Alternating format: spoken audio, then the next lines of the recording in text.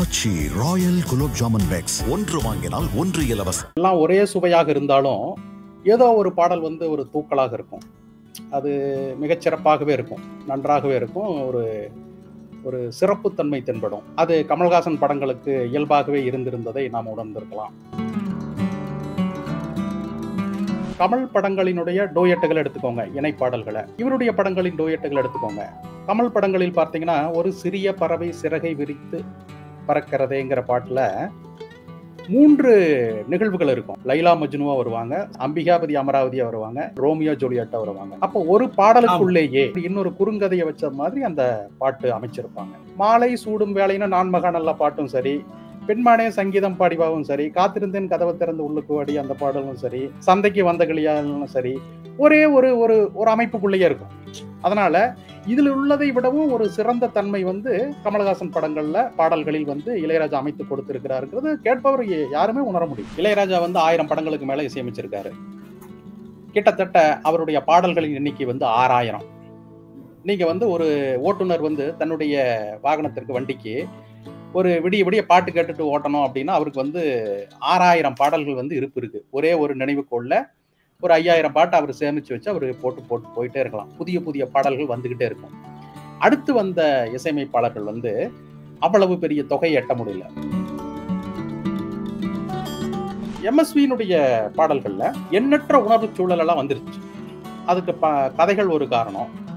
பெரிய அளவுல தொடர்ந்து வந்துருச்சு. அடுத்து படம் வந்து கருப்பு வெள்ளையிலிருந்து வண்ண படங்களா மாறுது, பன்னிற படங்களா மாறுது. அதற்கான இசை வந்து இன்னும் வேறு தன்மையோட தேவைப்படுது. அந்த பன்னிறத்தன்மைக்கு ஏற்ற ஒரு ஒளித்தன்மையும் தேவைப்படுது. அப்ப அந்த புதுமையை வந்து இவருடைய இசை கொண்டிருந்தது அப்படிங்கறத கவனிக்கணும்.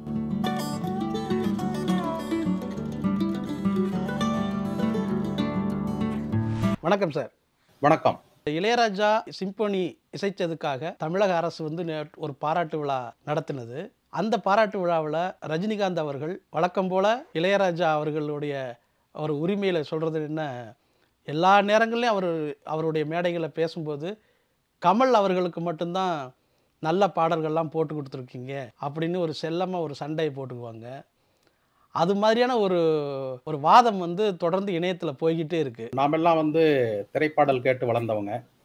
நம்முடைய 70, 80கள், 90கள் முழுக்க இளையராஜாவுடைய பாடல்கள் தான் காற்றெங்கும் நிறைந்திருந்தன.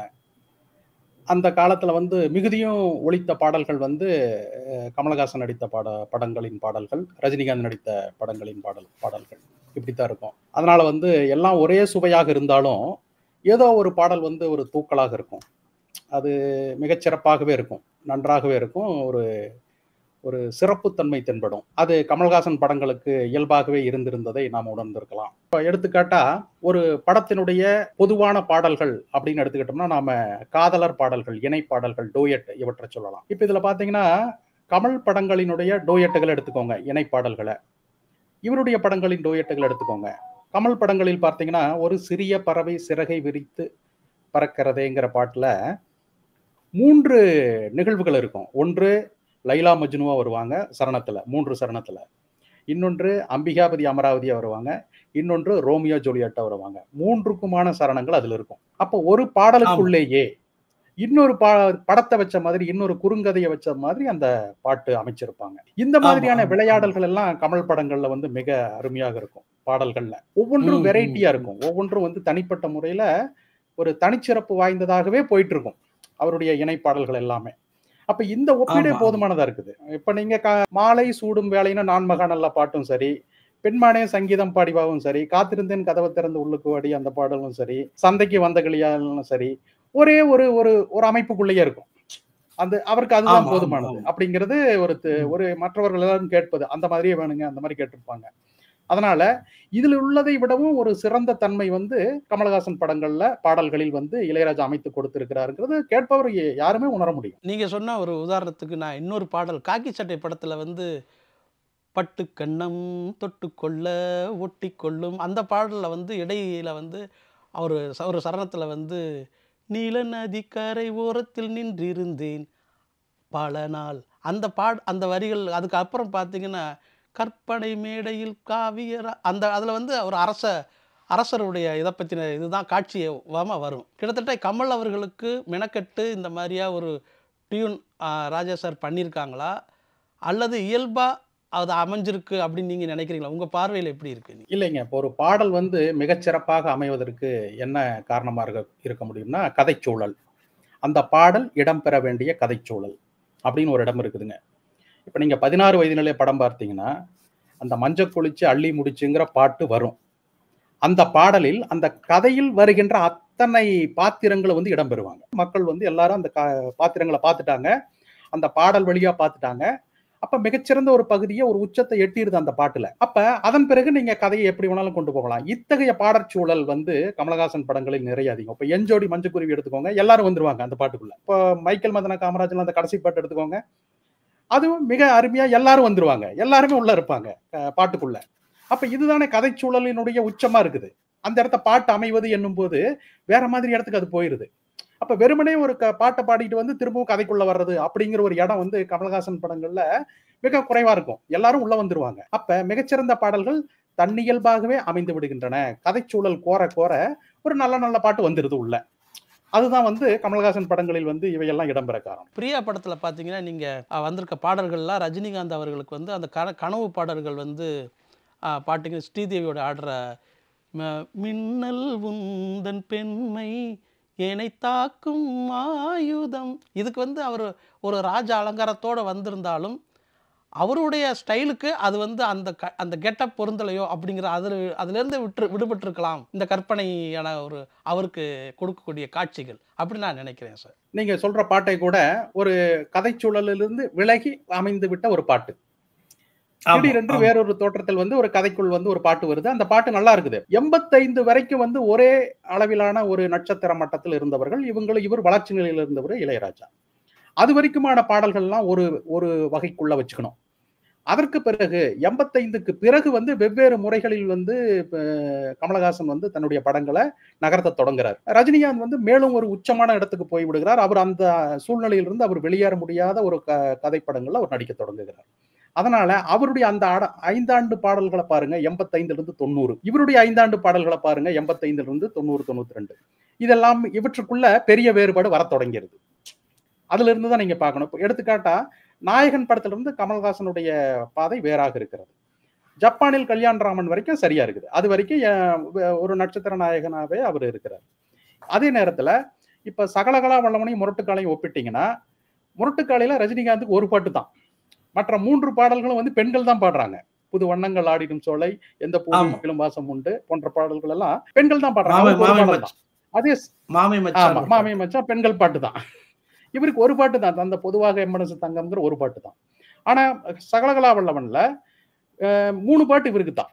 நேத்து ராத்திரி அம்மா, கட்டவண்டி கட்டவண்டி, எல்லா பாடலும் இவருக்கான பாடல் நாயகனா அவர் மாறுறாரு அந்த இடத்துல. அப்ப அங்க உள்ளபடியே அவருக்கு பாட்டு மிகச்சிறப்பாக வேண்டி இருக்கிறது அப்படிங்கிற போது அது அமைஞ்சிருது. கரெக்ட் சார், சரியா சொன்னீங்க. கதாசிரியர்கள் வந்து ரஜினிக்கான ஒரு கதாபாத்திரங்களை உருவாக்க ஆரம்பிச்சுட்டாங்களோ அப்படின்னு எனக்கு ஒரு பார்வை இருந்துக்கிட்டே இருக்குது. காரணம் என்னென்னா, இந்த நண்டுருது நரியுருது பாடலும் சரி, நீங்கள் இந்த பக்கம் வந்து பார்த்தீங்கன்னா உறவுகள் தொடர்கதை அந்த பாடலும் சரி, நீங்கள் இவங்களை வந்து ஒரு ரசிகர்கள்ட்ட நெருக்கமாக கொண்டு போய் சேர்க்குற பாடல்கள் வாகனமாக மாறிடுச்சு அப்படின்னு நான் பார்க்குறேங்க. உண்மைதான்.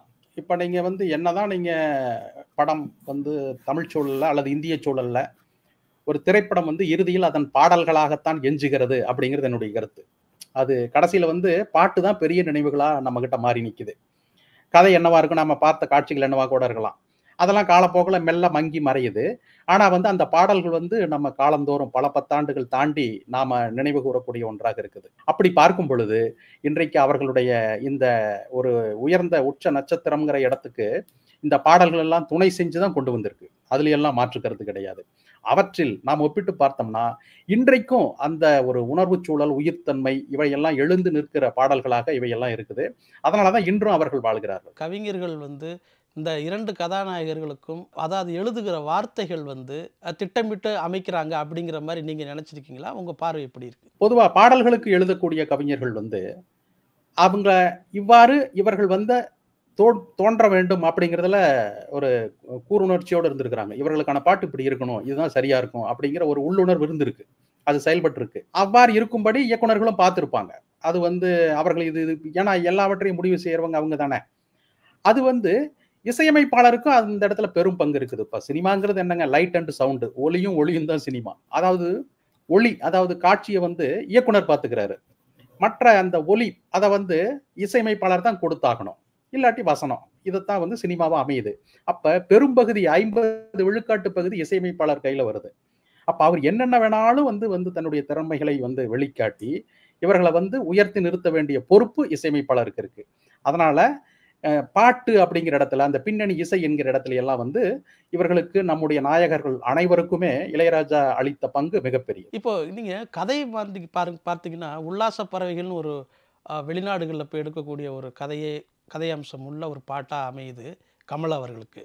அதே மாதிரி பிரியாங்கிற ஒரு பாடமும், நினைத்தலை இனிக்கும் என்கிற படமும் ரஜினி அவர்களுக்கு வெளிநாடுகளுக்கு போய் பாடக்கூடிய ஒரு பாடலாக அமையுது. இங்கே வார்த்தைகள் என்ன பண்ணுறாங்க அப்படின்னா, இப்போ இவருக்கு ஜெர்மனியில் சிந்தேன் மலரே அப்படின்னு போட்டால், இங்கே இவருக்கு ஸ்ரீராமனின் ஸ்ரீதேவியே இப்படி ஒரு பாட்டு, என் உயிர் நீ தானோ உன் உயிர் நான் தானே, இந்த மாதிரி ஒரு கட்டமைக்கப்படுது.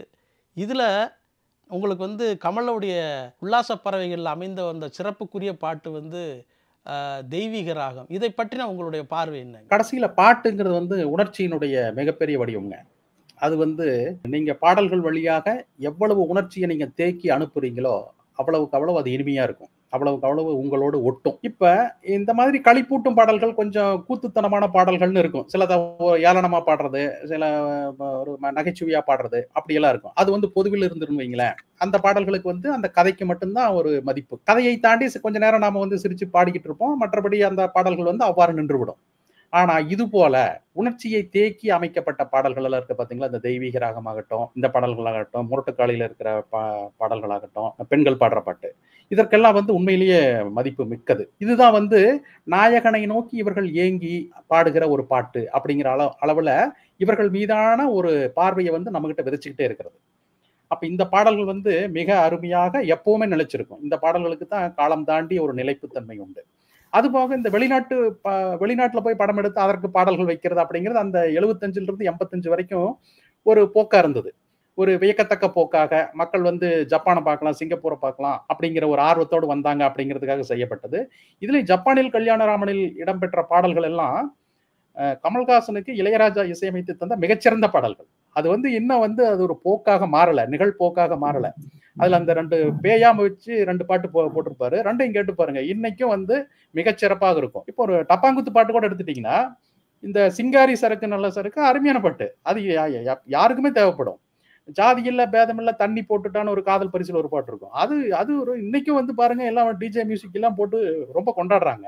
அப்ப புதுசா இளையராஜா படத்துல இளையராஜா இசையமைத்த பாடல்கள்ல தொடர்ந்து புதிதா கிளம்பி வரக்கூடிய ஒரு அருமையான பாடல்கள் எப்போதுமே இவங்க படத்துல இருக்குது. அதுல கமலஹாசன் படங்கள்ல மிகுதி. நான் என்ன உங்கள்கிட்ட கேட்க விரும்புறேன்னா, அதாவது ரஜினி ஒரு கமர்ஷியல் ஹீரோ. அவர் ஒரு ரசிகர்களுடைய கொண்டாட்டத்தை மட்டுமே மையப்படுத்தி ஒரு கதைகளை நடிக்கிறாரு. அவருக்கு இவ்வளவு போதும். கமல் ஒரு அழுத்தமுள்ள கதைகளை நடிக்கிறாரு. வித்தியாசமான ஒரு கேரக்டரை எடுத்துக்கிறாரு. ரெண்டாவது, அவருக்கு ஒரு இசைஞானம் அடிப்படையிலே இருக்குது. அதனால கொஞ்சம் மெனக்கடணும் அப்படின்னு இளையராஜா அவர்கள் இந்த முயற்சியை செய்திருப்பாரா அப்படின்னு நான் நினைக்கிறேன். நீங்க என்ன நினைக்கிறீங்க? அது அவ்வாறு, அதாவது நாயகனும் ஒரு பாடல் மெட்டமைப்பில் அமர்கிறார் என்பது இசையமைப்பாளருக்கு ஓப்போட்டக்கூடிய ஒன்று. அவரை மகிழ்ச்சியூட்டுவதற்கும் அவரை களிப்பூட்டுவதற்கும் இவர் ஏதாச்சும் ஒரு முயற்சி செய்திருக்கலாம். இப்படி புதிதாக ஏதோ ஒன்று பண்ணியிருக்கலாம். அப்ப இவர்கள் இருவரின் உரையாடலுமே வேறொரு தளத்துல நிகழ்ந்திருக்கும்.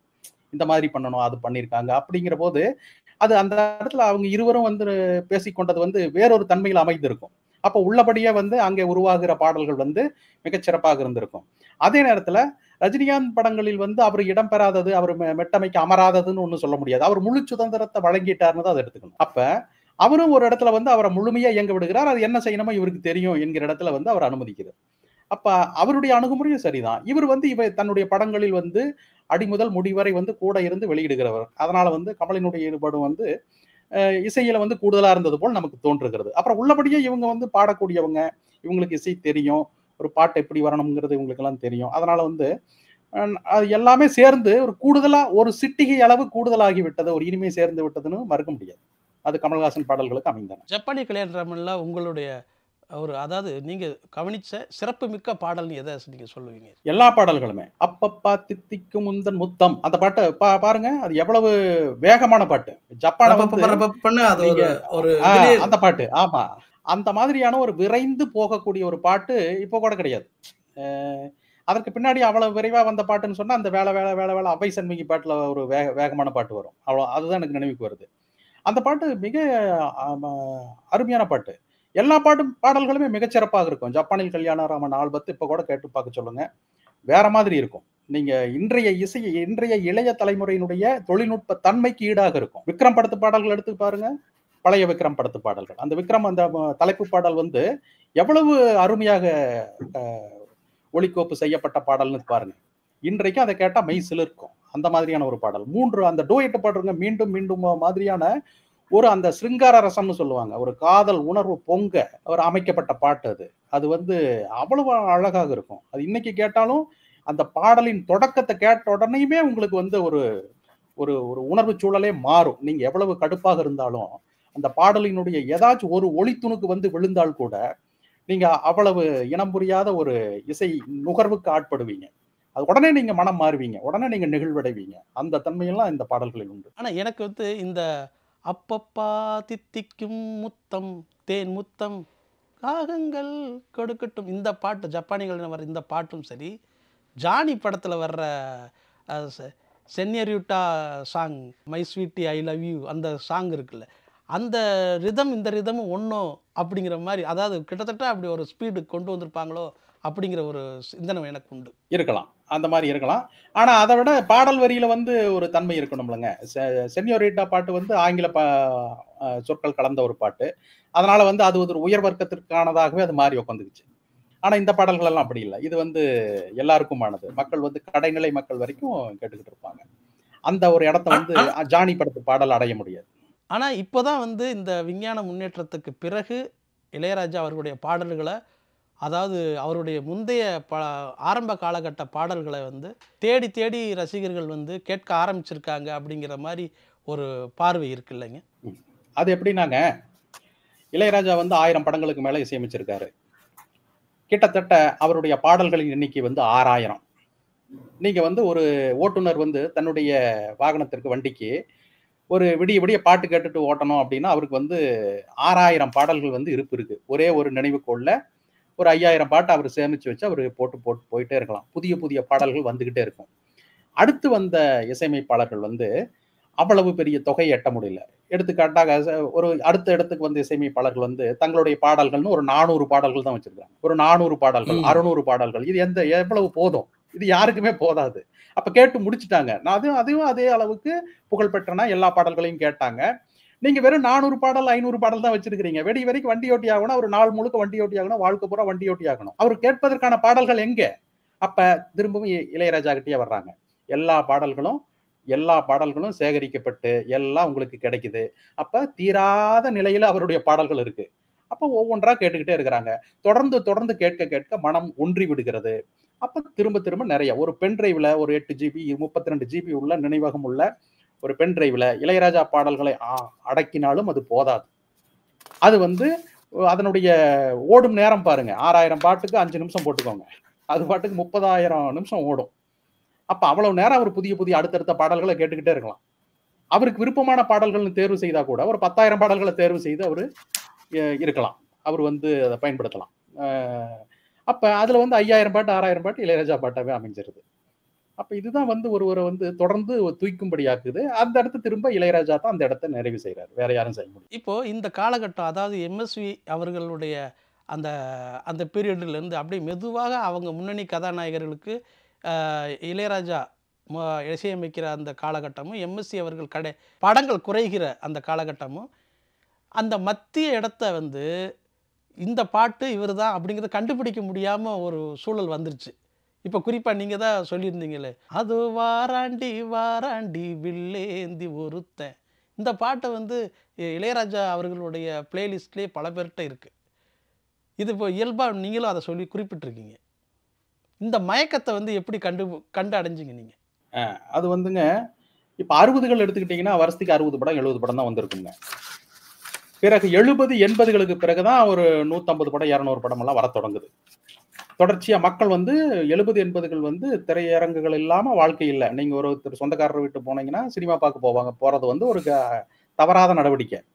அன்னைக்கு அங்க சாப்பிட்றதும் அவங்க மாலையில் ஒரு திரைப்படத்துக்கு போறதும் அப்படிங்கிறது வந்து அந்த கொண்டாட்ட நிகழ்வு, உறவு கூடியதனுடைய மறக்க முடியாத நிகழ்வாக திரைப்படம் பார்த்துக்குவாங்க. இப்படி எல்லாரும் திரையரங்குகளை நாடி சென்ற ஒரு காலகட்டம், எல்லாரும் படம் பார்த்த காலகட்டம், அவ்வளவு படங்கள் வந்தது. இப்ப எம்எஸ்வியினுடைய அந்த 60களின் 70களின் காலகட்டத்துல அவரும் எல்லா பாடல்களையும் மிகச்சிறப்பாக போட்டார். அதுல எல்லாம் மாற்றுக்கிறது கிடையாது. அது இவர்களை எல்லாம் ஒப்பிடவே கூடாது. எல்லாம் அவங்கவுங்க மட்டத்துல பெரிய ஆளுங்க. அப்ப எம்எஸ்வியினுடைய பாடல்கள்ல எண்ணற்ற உணர்வு சூழல் எல்லாம் வந்துருச்சு. அதுக்கு கதைகள் ஒரு காரணம். பெரிய அளவுல தொடர்ந்து வந்துருச்சு. அடுத்து படம் வந்து கருப்பு வெள்ளையிலிருந்து வண்ணப்படங்களா மாறுது, பன்னிற படங்களா மாறுது. அதற்கான இசை வந்து இன்னும் வேறு தன்மையோட தேவைப்படுது. அந்த பன்னிறத்தன்மைக்கு ஏற்ற ஒரு ஒளித்தன்மையும் தேவைப்படுது. அப்ப அந்த புதுமையை வந்து இவருடைய இசை கொண்டிருந்தது அப்படிங்கிறத கவனிக்கணும் நீங்க. ஏன்னா முதல் அந்த இளையராஜாவும் கருப்பு வெள்ளை படங்களுக்கு இசையமைச்சிருப்பாரு. பன்னிற படங்கள்ல அந்த பொருத்தப்பாட்டை நீங்க கவனிச்சீங்கன்னா புரிஞ்சுக்கலாம். இப்ப உதாரணமா கிழக்கே போகும் ரயில்ல வந்து இளையராஜாவினுடைய இசையினுடைய பொருத்தத்தை பாருங்க. இளமை ஊஞ்சல் ஆடுகிறதுல இந்த பொருத்தத்தை பாருங்க. ஒரு வேறு தன்மை, வேறு ஒரு ஒரு என்ன சொல்றதுங்க, அது ஒரு நிறச்சூழலுக்கு இது ஒரு ஒளிச்சூழல் வந்து அருமையா அமைஞ்சிருக்கும். அப்ப அந்த இடத்த அவர் பொருந்தி கொண்டே போகிறார். இந்த மாற்றத்தை உள்வாங்கி கொண்டே போகிறார். இவர் நினைக்கிறதையெல்லாம் செய்யறதுக்கான படங்கள் அடுத்தடுத்து வர தொடங்குகின்றன. அந்த இடத்துல அவர் வந்து பாடல்களை தாண்டி பின்னணி இசைங்கிற ஒரு மாபெரும் ஆயுதத்தை கையில் எடுக்கிறார்னு சொல்லலாம். பின்னணி இசை வந்து பாடல்களுக்கு நிகரான ஒரு வலிமையான ஒரு இசையமைப்பாளரின் பங்களிப்பு என்பதை இவர் புரிந்து கொண்டு அதுல நிறைய வந்து புதுமை புகுத்துகிறார். அதுல வந்து நிறைய விளையாடுகிறார், நிறைய ஒளிக்கோவைகளை தருகிறார். பாடல்களின் காட்சி சூழலையே வந்து வானளாவிய உயரத்திற்கு எடுத்து நிறுத்துறார். அந்த இடத்துல வந்து பாடலும் இசையமைப்பாளரினுடைய பின்னணி இசையும் அப்படிங்கிற இடம் வரும் பொழுது இவருடைய முன்னேற்றம் வந்து தவிர்க்கவே முடியாததாயிடுது. படம் என்பது இவருடைய இசை இல்லாமல் ஒன்று, இவருடைய இசையோடு ஒன்று அப்படிங்கிற ரெண்டு வேறுபட்ட தன்மைக்கே போயிடுது.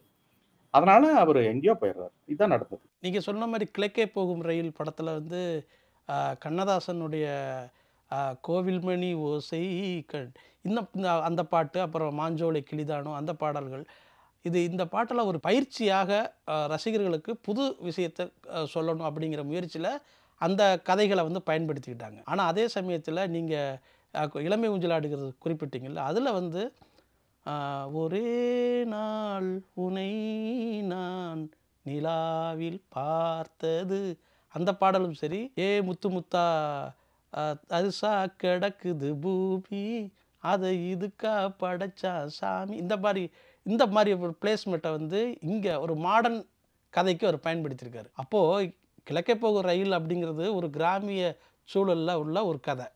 ஆனால் அங்கே இளையராஜா அவர்கள் என்ன செய்கிறார் அப்படின்னா, அங்கே வந்து ஒரு கிளாசிக் மியூசிக்னு சொல்லக்கூடிய, அதாவது ஒரு சாஸ்திரிய சங்கீதம் சொல்லுவாங்களே, அந்த சங்கீதத்தில் வர்ற டியூன்களை பயன்படுத்தி அவர் வந்து புதுசாக ஒரு ரசிகர்களுக்கு ஒரு பாட்டை கொண்டு வர்றார். ஆனால் மாடர்ன் கதைக்கு வந்து ஒரு நாகரிகமான நகர சூழலில் உள்ள ஒரு கதைக்கு அவர் வந்து என்ன பண்ணுறாங்க, கிராமிய பாடலில் உள்ள விஷயங்களை வந்து வைத்திருக்கிறார் அப்படிங்கிறத நான் பார்க்குறேன்.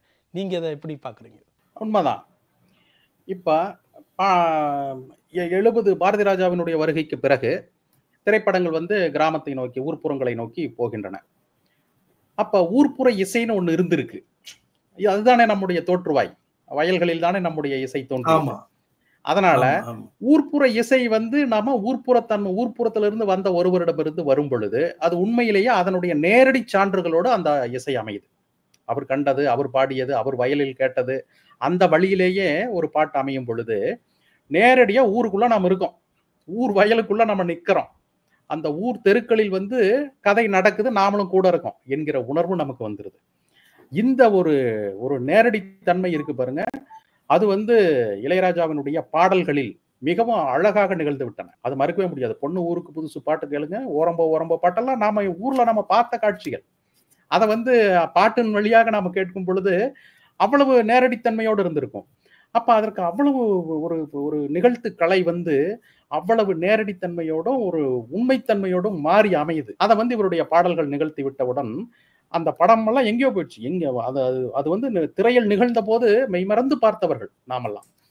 அப்ப அதெல்லாம் அவருடைய பாட்டு நிகழ்த்துது அப்படிங்கிறது திரைத்துறையினர் புரிந்து கொண்ட பிறகு, அவர் வந்து வேறொரு இடத்துக்கே போயிடுறாரு. அவருடைய பாடல்களும் சரி, அவருடைய பங்களிப்பும் சரி, அந்த படத்துல வேறொரு இடத்துக்கு கொண்டு போயிரும். அப்புறம் பார்த்தீங்கன்னா, நீங்க சொன்ன எம்எஸ்வி காலகட்டத்துக்கும் ராஜாவினுடைய பாடல்களும் ஒரு முக்கியமான வேறுபாடுன்னு நான் என்ன சொல்லுவேன் அப்படின்னா, அ அதுல வந்து ஒரு ஒரு சந்தம் இருக்குன்னு வச்சுக்கோங்க. அது வந்து ஒரு திரும்ப திரும்ப அமைகின்ற ஒன்றாக இருக்கும் எம்எஸ்வி பாடல்கள்ல. அதாவது 60களினுடைய பாடல். எளிமையா இருந்தாகணும் சந்தம். ரொம்ப சிக்கலா இருக்கக்கூடாது. அத விரும்ப மாட்டாங்க. ஒரே மாதிரி தன்மையோட இருக்கும். மரபுச் செயலெல்லாம் அந்த மாரி தான் இருக்கும். ஒரே மெட்டுக்குள்ள இருக்கும். செந்தமிழ் நாடெனும் போதினிலே, இன்பத்தேன் வந்து பாயுது காதினிலே, எங்கள் தந்தையர் நாடென்ற பேச்சினிலே, ஒரு சக்தி பிறக்குது மூச்சினிலே. இப்படி போயிட்டே இருக்கும். ஒரே அமைப்புக்குள்ள. இதே தான் எம்எஸ்வி பாடல்கள்ல நீங்க பார்க்க முடியும். பேசுவது கிளியா, பெண்ணரசி மொழியா, பாடுவது கவியா, பாரிவள்ளல் மகனா, இப்படி போயிட்டே இருக்கும். ஒரே அமைப்புக்குள்ள. வீடு வரை உறவு, வீதி வரை மனைவி, காடு வரை பிள்ளை, கடைசி வரை யாரோ இப்படி போயிட்டு இருக்கும். ஒரே சந்த அமைப்புக்குள்ள இருக்கும். இவரது அப்படி இருக்காது. இப்ப செந்தூரப்பூவே பாட்டு எடுத்துக்கோங்க. செந்தூரப்பூவே செந்தூரப்பூவே என் மன்னன் எங்கே? செந்தூரப்பூவே செந்தூரப்பூவே ஜில்லென்ற காற்றே என் மன்னன் எங்கே? என் மன்னன் எங்கே? நீ கொஞ்சம் கூறாயோ. இதான் பாட்டு இல்லைங்களா? இது எல்லாமே ஒண்ணுதான் பாருங்க. செந்தூரப்பூவே செந்தூரப்பூவே ஜில்லென்ற காற்றே என் மன்னன் எங்கே? என் மன்னன் எங்கே? எல்லாம் ஒண்ணுதான். ஆனா வெவ்வேறு அதுக்குள்ள சந்தத்தை மாத்துறாரு. அந்த செந்தூரப்பூவே என் மன்னன் எங்கே? என் மன்னன் எங்கேன்னு போயிரலாம். ஆனா அப்படி போகலையே. அதுக்குள்ள என் மன்னன் எங்கேன்னு வேற சந்தத்துக்கு போறாரு. இப்ப நீங்க இந்த பாட்டு பாருங்க. ராசாத்தி உன்ன காணாத நெஞ்சு காத்தாடி ஓலாடுது. பொழுதாகி போச்சு விளக்கேத்தியாச்சு பொன்மானே உனை தேடுது. இதான் பாட்டு. முதல் 2 ஒரே அமைப்புக்குள்ள இருக்கு பாருங்க. ராசாத்தி ஒன்ன காணாத நெஞ்சு காத்தாடி போலாடுது. இது ஒரு மெட்டு. அடுத்து அதே பேட்டர்ன்ல தான் இருக்குது. அதே சந்த அளவுக்குள்ள தான் இருக்குது. ஆனா அதே பாட்டுல அதே மாதிரி பாடலாம். பொழுதாகி போச்சு விளக்கேத்தியாச்சு பொன்மானே உன தேடுதுன்னு போடலாம். மற்ற இசையமைப்பாளர்கள் அப்படிதான் போவாங்க. இவர் அப்படி போகல. அதே பேட்டர்ன்ல தான் இருக்குது. அதே சந்த அமைப்புக்குள்ள தான் இருக்குது. ஆனா மாத்துறார். பொழுதாகி போச்சு விளக்கேத்தியாச்சு பொன்மானே உன்ன தேடுது. என்ன பண்ணிருக்காரு புரியுதுங்களா? பாடல் வரி ஒன்றுதான். ஒரே அமைப்புக்குள்ளதான் இருக்குது. இந்த பொழுதாகி போச்சுங்கிற முறையிலே ராசாத்தி ஒன்னையும் பாடலாம். ராசாத்தி ஒன்ன காணாத நெஞ்சு காத்தாடி போல ஆடுது போலாம்ல. அப்ப இது அவர் செய்யல. பாடலை வந்து எடுத்துக்கிட்டாரு. பாடலை வந்து இவங்க கொடுத்துட்டாங்க. அதுக்குள்ள மெட்டு பாருங்க எப்படி அமைக்கிறார். வெவ்வேற ஒரே நீங்க 4 வரியை 4 சொற்களை கொடுங்க.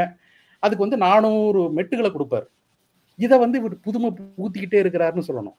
இது மேல ராசாத்தி ஒன்ன காணாத நெஞ்சுக்கு தான் கிடைச்சிருச்சே, பொழுதாக்கி போச்சுன்னு போட்டு போலாமே. இன்னொரு பாட்டு குறிக்கிறதுக்கு மன்னிக்கணும்.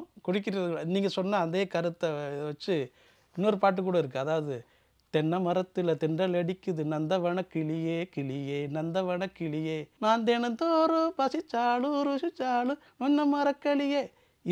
இந்த கட்டமைப்பு அடுத்து சரணத்தில் வரும்போது அதே மாதிரியே அதே யூஸ் பண்ணலாம். நீங்கள் சரணத்தின் கட்டமைப்புக்கும் இதையும் வந்து ஒரே பாடலையும் ஒளிகளையும் அளவும் ஒன்று தான். ஆனால் வேற வேற வந்து போய்கிட்டே இருக்குது. உதாரணமாக பண்ண புறத்தில் வந்து பிறந்துட்ட ரெட்ட கருங்குயிலு பாடும் புத்தம் புது தமிழ் இது நமக்காக இசைச்சாலும் ரசிச்சாலும் சாமி ரசிக்குதடி இந்த ஊர் செழிக்குதடி. இது நான் எழுதுனது. சும்மா ஒரு இதுக்காக சொல்கிறேன், ஒரு மாற்றத்துக்காக சொல்கிறேன். ஸோ நீங்கள் சொன்ன அதே கட்டமைப்பும் அதே மாதிரியான முயற்சியை வந்து ராஜா சார் தொடர்ந்து பல பாடல்களை செய்து கொண்டிருந்திருக்கிறார் அப்படிங்கிறத நீங்கள் சொன்ன பிறகு எனக்கு புரியுது. உண்மைதான். அவர் பாடல்கள் நீங்க பாடல் எழுத அமர்ந்தீர்கள் என்றால் அடுத்தடுத்து வளைப்பார். ஒளியை வந்து நீங்க ஒரே அமைப்புக்குள்ள ஒரே சந்த அமைப்புக்குள்ள உங்களுக்கு மெட்ட கொடுத்துட மாட்டார். இப்ப இளமை எனும் பூங்காற்று பாடியது ஓர் பாட்டு, ஒரு பொழுது ஓர் ஆசை, சுகம் சுகம் இதிலே ஒரே சுகம். இதை எப்படி நீங்க மெட்டு கொடுத்துட்டா எப்படி நீங்க இந்த பாட்டுக்கு வந்து சேருவீங்க? தானா தானா தானா தானா தனனனன தானன தனனனனனனனனனனன இப்படி வரும். அப்ப பாடல் எழுதுறவரு கவிஞரா இருக்க போய் அவர் எழுதிட்டாரு. உடனே சொல்லிட்டு போயிடுறாரு. இதே மற்றவர்களா இருந்தா திரு திருன்னு முழிக்க வேண்டி வரும். உட்காந்து நான் நாளைக்கு எழுதிட்டு வர்றேன்னு சொல்ல வேண்டி வரும். இல்லாட்டி வெறுமனே இட்டு நிரப்ப வேண்டி வரும். இவ்வாறு இவர் வந்து இசைய வந்து வெவ்வேறு வடிவத்துல வந்து வளைச்சார். வெட்டுகள வந்து வேறு முறையில் வந்து கொண்டு வந்தார். அதுதான் ஈர்ப்புடையதா மாறுச்சு. அது வந்து வேற மாதிரி ஆச்சு. பழைய அதற்கு முன்பு இருந்த தன்மையை விடவும் இது புதுசா இருக்கு. இது புதிய புதிய ஒலியோடு மெட்டோடு இருக்கு அப்படிங்கிறது வந்து மக்களுக்கு உணரத் தொடங்குனாங்க. உணரத் தலைப்பட்டவுடன் இவருடைய பாடல்கள் எல்லாம் வந்து தானாகவே தன்னியல்பாகவே புகழ் பெற்றன. ராஜா சாருடைய அடுத்த முயற்சிக்கு இப்போ கரெக்டாக சொன்னீங்க. ஜப்பானி கல்யாணராமன் படத்தில் வந்து வர்ற எல்லா பாடல்களும் வேறு மாதிரியான ஒரு உணர்வை தருது அப்படின்னு. 2000க்கு அப்புறம் அதை கிட்டத்தட்ட அது கடைந்த அந்த 99 வரைக்குமான இளையராஜா அவர்களுடைய பாடல்கள் உங்களுக்கு எந்த மாதிரியான ஒரு பார்வையை ஏற்படுத்தியிருக்கு? எங்களுக்கான ஒரு நினைவுகள் இருக்கு. வாழ்க்கை நினைவுகள்னு ஒண்ணு இருக்குதுங்க. அது இளையராஜா பாடல்களால் ஆனவை. எங்களுடைய மிகச்சிறந்த ஒரு வாழ்க்கை சூழல்கள் வந்து அவருடைய பாடல்கள் நிரம்பிய போது அமைந்தவை. அவருடைய ஒரு பாட்டை ஏதாவது எந்த பாட்டை அவருடைய பழைய பாடல்களை கேட்டாலும் அந்த பாடலை முதலில் கேட்டபோது நான் என்ன ஒரு வாழ்க்கை நிலையில் இருந்தேனோ, எந்த சூழலில் இருந்தேனோ, எந்த இடத்தில் நின்று கொண்டு இருந்தேனோ அதெல்லாம் நினைவுக்கு வருது. எங்களுடைய முதல் இனிமைகள் அனைத்திலும் வந்து அவருடைய பாடல் இருந்திருக்குது. அதை நாங்க கேட்டு வளர்ந்துருக்கிறோம். எந்த பாடலை கேட்டாலும் வந்து இது கேட்டது போதுங்கிற உணர்வை எப்போதும் நாங்கள் அடைஞ்சதில்லை. அவருடைய பாடல்களை வந்து திரும்ப திரும்ப கேட்டுக்கொண்டே இருப்பதில் வந்து பெருவிருப்பு எங்களுக்கு ஏற்படுது. ஒரு தொடர்ச்சியாக கேட்டதனுடைய சலிப்பு என்பது அவருடைய பாடல்களில் அறவே இல்லை. திரும்ப திரும்ப நாங்கள் கேட்க விரும்புகிறோம். எங்களுடைய தனிமைகளில், எங்களுடைய இரவு பயணங்களில், நாங்கள் அமைதியாக இருக்க விரும்பும் நேரங்களில் அவர் பாடல்களை நாங்கள் தொடர்ந்து கேட்டுக்கிட்டு தான் இருக்கிறோம். நாங்கள் அதில் எங்களுக்கு தீராத விருப்பு, இன்னும் வந்து தனியாத ஒரு பேரார்வம் அவர் பாடல்கள் மீது இருக்குது. எப்போது பார்த்தாலும் ஏதாவது ஒரு புதிய பாடல் இதை நம்ம கேட்கவே இல்லையே என்பதை போல தட்டுப்படுவது உண்டு. இந்த பாடல்களை வெகு நாள் நம்ம கேட்காம இருந்துட்டோமே அப்படிங்கிற பாடல்கள் எப்போதுமே உண்டு அவருடைய படத்துல. அவருடைய பாடல்கள்ல எங்கேயாவது ஒரு இடத்துல வந்து ஒரு நல்ல பாடல்களை நம்ம இது வரைக்கும் கேட்காது இருப்போம். அதை நீங்க கேட்டுக்கிட்டே இருக்கலாம். இந்த புதுமை அவர்கிட்ட இத்தனை காலத்திலும் தீராமல் தொடர்ந்து வந்துகிட்டு இருக்குது. இதெல்லாம் வந்து எங்களை வந்து அவர் மீதுடைய ஒரு சுவைப்புணர்ச்சி தீராத மக்களாக எங்களை மாற்றி இருக்குது. அதனால அவரை நாங்கள் பெருவிருப்போடு நாங்கள் வாழ்த்தி மகிழ்கிறோம். அவரை எங்களுடைய வாழ்க்கையில் எப்போதும் உடன் வைத்திருக்க விரும்புகிறோம். நீங்க சொன்னீங்களா பழைய நினைவுகள் வருது அப்படின்னு. நான் ஒரு பாடலை சொல்றேன், உங்களோட நினைவுகளை உங்களை பகிர்ந்துக்க முடியுமா? இந்த பாடல் நான் இங்கிருந்து கேட்டேன் அப்படிங்கிறத பகிர்ந்துக்க முடியுமா? சொல்லலாம். சின்ன பூ கண்ணெல்லாம் வண்ணப்பூ, அம்மம்மா அம்மம்மா என்னை போல் கன்னிப்பூ. இது ஜப்பானி கல்யாணராமன் வர்ற ஒரு ஃப்ரெஷ்ஷான ஒரு சாங். இது எங்க நீங்க கேட்டீங்க? இதை நான் முதல்ல கேட்கிற போது அநேகமாக அது 1985 தீபாவளி நாள். தீபாவளிக்கான படங்கள் வெளியாகி இருக்கு. ஒரு நல்ல மழை பெய்யுது. தொடர்ச்சியா சதசதன்னு மழை பெய்யுது. அந்த சமயத்துல திருப்பூரினுடைய மிக மிக ஒரு நடுவாந்திரமான ஒரு தெருவில் வந்து நாங்க போயிட்டு இருக்கிறோம். ஓரத்துல இருக்கிற பாட்டு பேழை விற்கிற கடையில இருந்து இந்த பாட்டு ஒலிக்குது. இதுதான் முதல்ல அந்த பாட்டை கேட்டது. ரொம்ப சிலிர்ப்பா இருந்தது. நினைவு இருக்குது எனக்கு நல்லா. மகிழ்ச்சி மகிழ்ச்சி மகிழ்ச்சி. இவ்வளவு நேரம் உங்களுடைய பாடல்கள் பற்றி, இளையராஜா அவர்களின் பாடல்களை பற்றி உங்களுடைய வித்தியாசமான ஒரு கண்ணோட்டத்தை பகிர்ந்துக்கிட்டீங்க. மறுபடியும் நம்ம தொடர்ந்து பேசலாம். உங்களுடைய நேரத்திற்கு ரொம்ப நன்றி. மிக்க மகிழ்ச்சி. உங்களோட உரையாடியதற்கு இந்த வாய்ப்புக்கு நான் மிகவும் நன்றி கூறுகிறேன். மிக்க மகிழ்ச்சி அனைவருக்கும்.